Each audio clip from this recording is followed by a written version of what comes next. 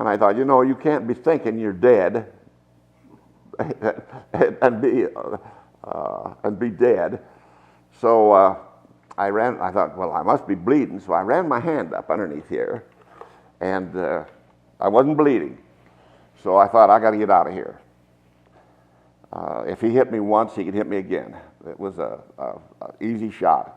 When you shoot downhill, you have a tendency to shoot high, and he was off. It was hand of the good Lord, but he's off. It just creased the liner inside, and there's just a little burn mark right there where it touched it, and my head is up inside that.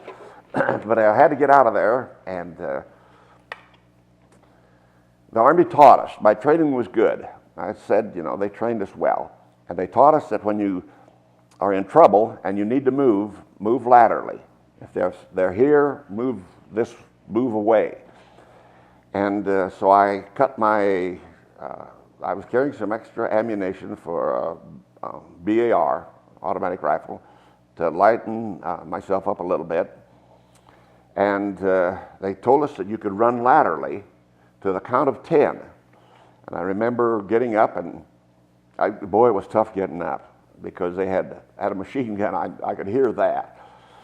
And it was all quiet, but I got up, and I thought, this guy is good. I'm going to give him 8. So I took off and ran laterally to the count of 8 and went down, and they taught us, by the numbers, they taught us to take your rifle, wrap it in your stomach, go down, and then roll. So where they saw you last is not where you end up. And so I got down there and there was a fence there, and it had washed on the back side of it just about the depth of the helmet. And I got in behind that. The lieutenant crawled up by me, and another guy from another company came up, and between the three of us, we worked our way out of the situation. And when we got into the house, they had promised us that when we took the town, that we could sleep. That was the carrot, the bait. They told us we could sleep. And so I was so tired, and I went into the house, one of the houses, and we cleaned out all the furniture, threw it out the window, and we all got a place to lay down. We just got quieted down, and we heard voices. And one of the guys says, they're in the basement. And he said, throw a grenade down. So one of the guys whipped up. We had grenades stuck to in our lapels, and somebody started for the stairway with the lapel, and I did something again. I volunteered. I said, no, that doesn't sound to me like military voices. And I said, I'll go down and check it out. Well, going downstairs is the dangerous way. Upstairs you can see. Going down you can't see. I went down the stairway, and at the bottom of the stairs was a little old lady, German lady, and there was about probably a dozen old German people, and they were in their 80s, And the little German lady came to me, and I understood just enough German to understand she was begging me not to kill her. And I thought, what in the world am I doing here? She looked like my grandmother, my mother's mother, who was a German immigrant. And I thought, what am I doing here with this old German lady begging me not to kill her?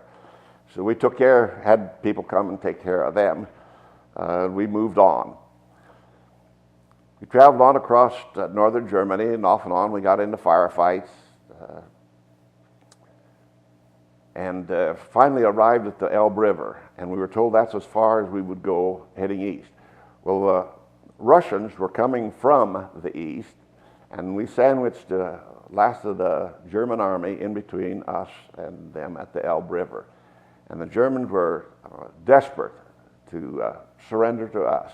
I think our division took 125,000, that'd be 15,000 of us and only 5,000 probably frontline troops.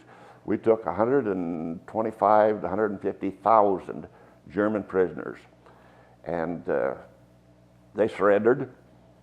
We had fought them just a few days before. This was May of 45.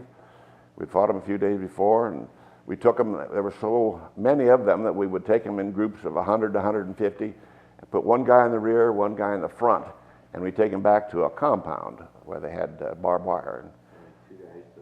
Two guys to 150 in the front. We rotated that front position too. And at 2 o'clock in the morning with 150 German soldiers who last week were trying to kill you, all lined up in the dark behind you, it was spooky. But we didn't have very many incidents. And there are some funny things that happen in war. A lot of times they don't get told. For some unknown reason, 3 German soldiers, 2 German soldiers and a Navy man, came across a river one night and jumped. We had dug in on the bank of the Elbe, the levees of the Elbe. And the foxholes we dug were fairly close together, but when we didn't really need all of them, we vacated every other one, and it was a mistake. We should have filled them in.